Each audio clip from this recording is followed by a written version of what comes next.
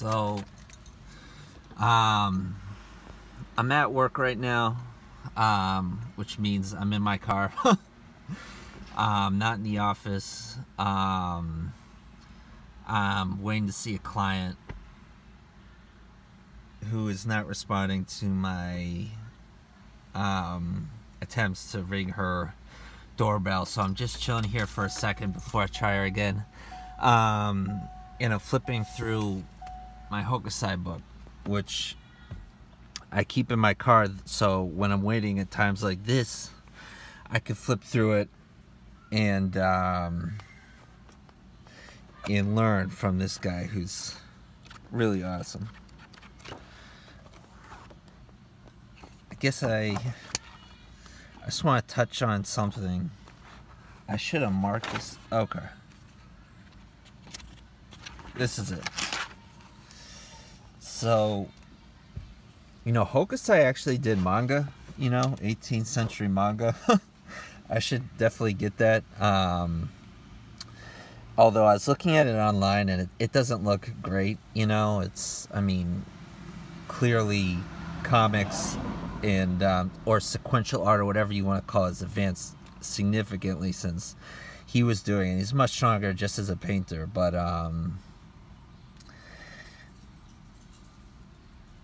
basically this is significant to me because this is so simple and you might not catch it just from looking at this single image. I only understood that this was going on when reading the description, but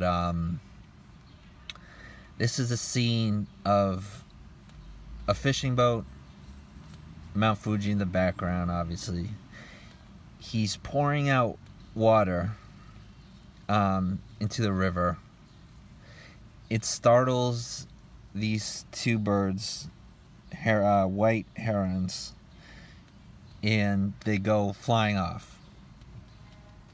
And that's really it. It's gorgeous, obviously, the way it's done.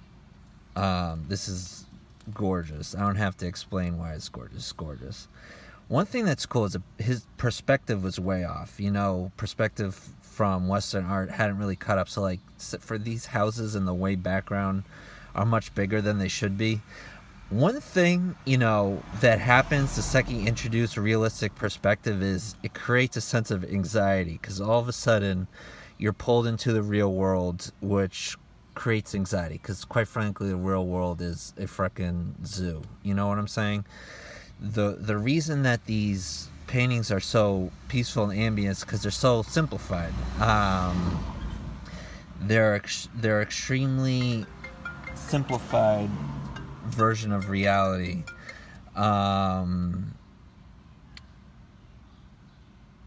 Which is why they're peaceful. But that doesn't mean they're not meaningful and they can't touch upon truths and they're not significant in their own way. So what I was saying earlier, this guy dumps the water, the birds fly off. It's a lot like a haiku, Haikus are extremely simple like that. They're just 3 lines. Pond, frog jumps in a pond, sound of water, or something like that. You know what I'm saying? It's just a very quick snippet of nature. It's a very quick glance at, in my opinion, things interacting with each other.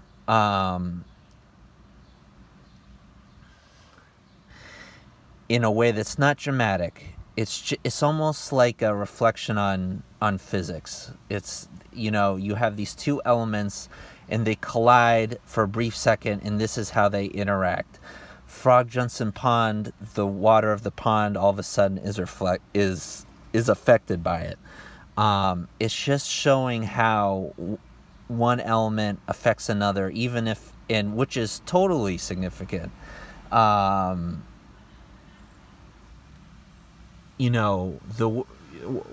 happens when I open this car door to leave is it could affect, the car like this one who just drove past me to, he might want to, drive to the left and move out of the way, and who knows, maybe that affects a bike coming onto his path and blah, blah, blah. So it's like all these all these different elements of life constantly colliding with each other and affecting each other in almost like a continuous manner. And it's funny because I was just reading Warlock, which is so different than Hokusai in Japanese paintings and poetry of the time, but there was a point where, you know, there's tons of pontificating in that book, and Warlock's talking about this exact same thing, how life is like, you know, a wave that's never ending and goes on in sort of like a pure wave until it collides with another life, which is also represented by wave, blah, blah, blah. Really hard to explain, but it sort of was a reflection on what I was just talking about. All these different elements interacting with each other and that have their own sort of individual motion that is constantly being affected by the individual motion of other things. Blah, blah, blah. So the reason that's important to me is because I'm drawing basketball players, and there isn't tons going on that's very dramatic. This guy moves to the left, this guy moves to the right, this guy shoots the ball, this guy tries to block it, these defenders move over here to stop this guy passes through this guy and maybe tries to fake out a couple people, and that causes him to move this way. Sometimes there's some psychological things going on, or human socialization, people talking to each other, and people gathering in groups, and blah, blah, blah, all this stuff. So, but it's not very dramatic. It's not like in comics. It's not like people going to war, people killing each other, love, people falling in love, people breaking up, people having kids, you know, Dr. Doom trying to take over the world, the universe, all this, you know, it's not dramatic. It's a lot more, the basketball court's a lot more like a haiku or a Hokusai painting. Tiny little tons of things happening, but all very, very subtle and undramatic, but nonetheless very significant. And that's what I'm trying to capture, is what I'm gonna do through cells and drawing them like a comic book is I'm gonna be able to capture interactions between things and not just static poses of guys or whatever. And I could do so much with that, and I could show how one thing on the court can affect another thing, and one guy doing something over here can affect another thing in a very subtle way, and I think that's very beautiful. For example, I don't have the drawing with me. It's actually sitting on my desk at work because I'm ready to bring it home. But I'm drawing a guy dribbling the ball. He's about to move with it, and I have people on the left side of the page watching. And what I think is important is that they move as he moves, and I capture that because I have them in two different cells, and I show how their heads are moving, and how, you know, there's a guy on a bike and a guy sitting on the bleachers, and the guy on the bike, all of a sudden in the second panel down here, it's resting the bike because he's getting ready to watch something happen. And that sounds tiny, but it's so beautiful and so significant and such a reflection of life, in my opinion. And it doesn't need to be super dramatic. So that's all I want to say. I don't have that drawing with me. I'm sitting in the car waiting for my client.